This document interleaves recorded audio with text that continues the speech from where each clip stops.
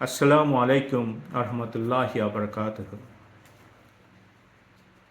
আমার শুভানুধ্যায়ী আত্মীয় স্বজন, বন্ধু বান্ধব, ফলোয়ার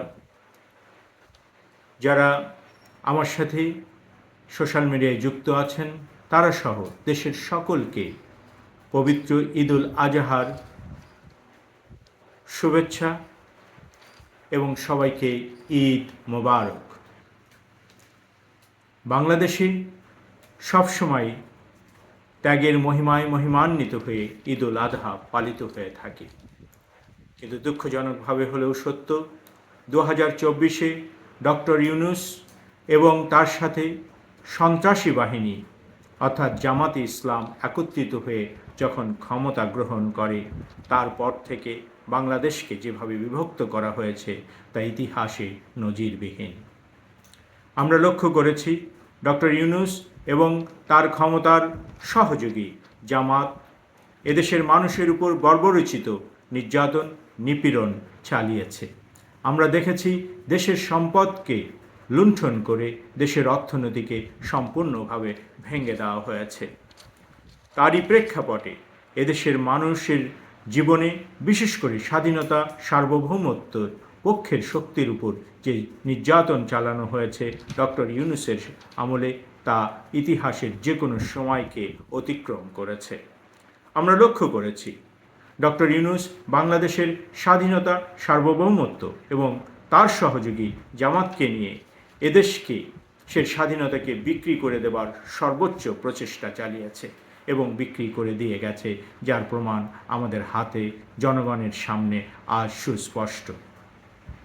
প্রিয় দেশবাসী, একটা জিনিস লক্ষ্য করবেন, এই বাংলা ভূখণ্ডে ইসলাম কায়েম করেছিল, যাদের হাতে ইসলাম কায়েম হয়েছিল তারা ছিলেন 12 আউলিয়া, যারা সুন্নি মুসলমান, যারা শান্তির ধর্ম ইসলামকে এদেশে নিয়ে এসেছিলেন।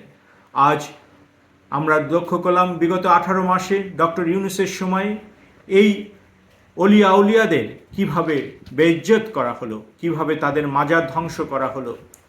ঠিক তেমনিভাবে আমরা লক্ষ্য করলাম 1971 সালে বাংলাদেশের মুক্তিযুদ্ধের পক্ষের শক্তি, বাংলাদেশের স্বাধীনতা পক্ষের শক্তি, যারা এদেশে যুদ্ধ করে রক্ত দিয়ে এদেশটিকে স্বাধীন করেছিল, তাদেরকে কিভাবে নির্যাতন নিপীড়ন হত্যা করল জামাত এবং ডক্টর ইউনূসের সরকার।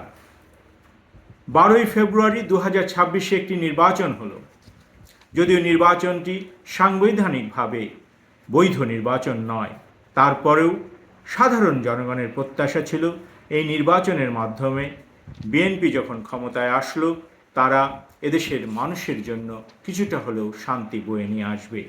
কিন্তু গভীর উদ্বেগের সাথে আমরা লক্ষ্য করছি গত 100 দিন এই সরকার অতিবাহিত করেছে মূলত ইউনূস সরকারের অর্থাৎ জামাত ইউনূস সরকারের যে নীতি, সেই নীতির ধারাবাহিকতা মেনে, অর্থাৎ জনগণ যে শান্তির প্রত্যাশা করেছিল, জনগণ যে তাদের জানমালের নিরাপত্তার প্রত্যাশা করেছিল, তা মোটেই অনুসরণ করা হয়নি বা মোটেই নিশ্চিত করা হয়নি।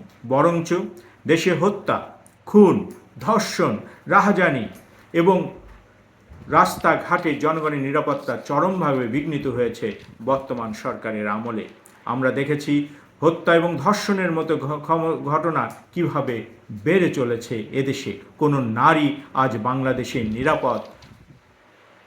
নিরাপত্তা পাচ্ছে না বা নিরাপদ হিসাবে নিজেকে মনে করতে পারছে না।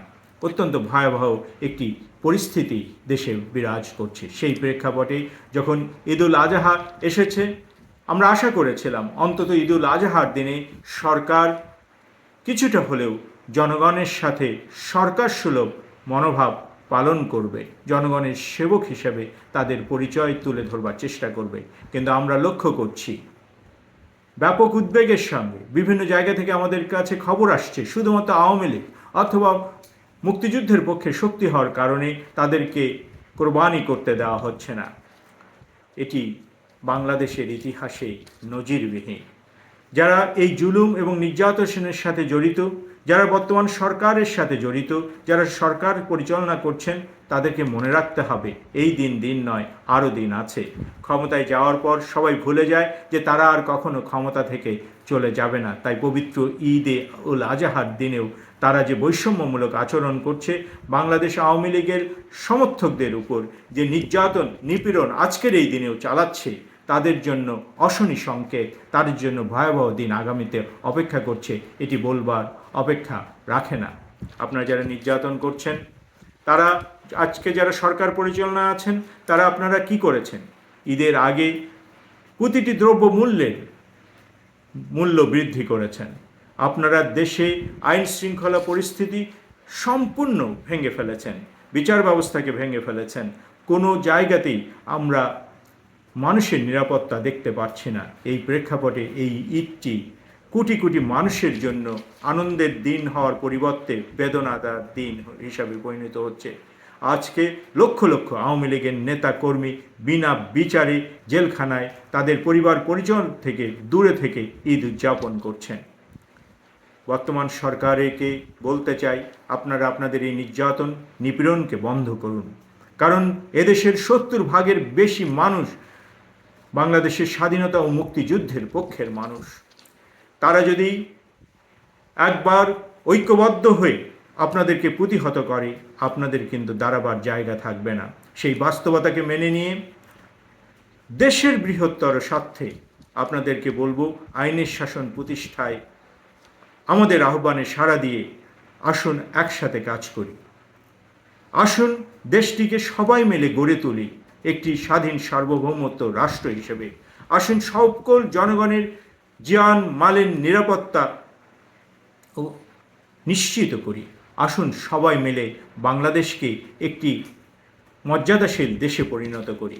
কিন্তু সরকার যদি এই আহ্বানে ভুল বুঝে, সরকার যদি এই আহ্বানে সাড়া না দেয়, তাহলে আমরা বলতে পারি আজকের এই ঈদেই বাংলার কোটি কোটি জনগণ এই প্রত্যয় ব্যক্ত করছে, এই জুলুমবাজ সরকারের পতন না হওয়া পর্যন্ত বাংলাদেশের মানুষ তাদের সংগ্রাম, আন্দোলন এবং সমস্ত আইনি প্রক্রিয়া চালিয়ে যাবে। প্রিয় দেশবাসী, এই কঠিন সময় আপনাদের সবাইকে ঈদের শুভেচ্ছা জানাচ্ছি।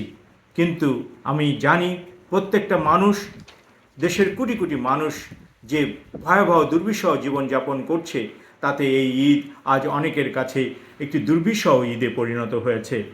আমরা তাই মহান রব্বুল আলামিনের দরবারে প্রার্থনা করব, তিনি যেন এই জুলুমবাজদের হাত থেকে এই বাংলার জনপদকে রক্ষা করেন। তিনি যেন জামাতের মতো একটি ভ্রান্ত ইসলামের হাত থেকে বাংলাদেশকে রক্ষা করেন। তিনি যেন বিএনপির দুঃশাসন থেকে বাংলাদেশকে রক্ষা করেন এবং অতি শীঘ্রই বাংলাদেশকে একটি শক্তিশালী, একটি উন্নয়নশীল এবং জনগণের কাঙ্ক্ষিত সরকার প্রতিষ্ঠা করবার তৌফিক দান করেন। সবাইকে ধন্যবাদ। জয় বাংলা, জয় বঙ্গবন্ধু, জয় হোক বাংলাদেশের মেহনতি মানুষের।